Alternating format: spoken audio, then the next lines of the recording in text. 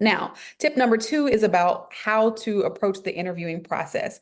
Recognizing that most people are super nervous when they go into an interview, I always like to advise people to focus on a whole person approach to interviewing and make sure that your interviewee is asking you questions just as much as you are interviewing them and asking them questions. This has to be a two-way street. The other thing that I suggest when it comes to interviewing the whole person is making sure that you're using scenario questions.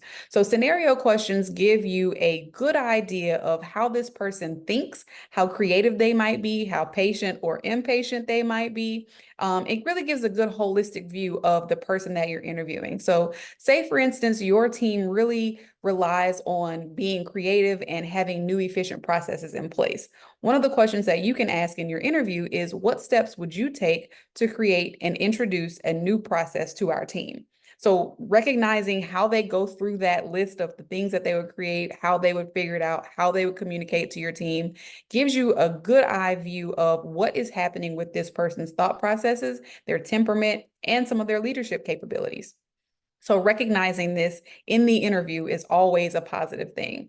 And then also we advise understanding their full motivation. So not only why they became a veterinarian to begin with, but you want to understand what is it that inspired them to find this job? Why did they leave the practice that they were at before? What inspired them moving? If it's move related, what inspired them to get into this as a whole is a great thing, but like I'm saying now, figuring out what inspired this particular job search. That gives you a little bit more understanding of what they need as a person and what you may or may not be able to offer to them as a practice and a workplace.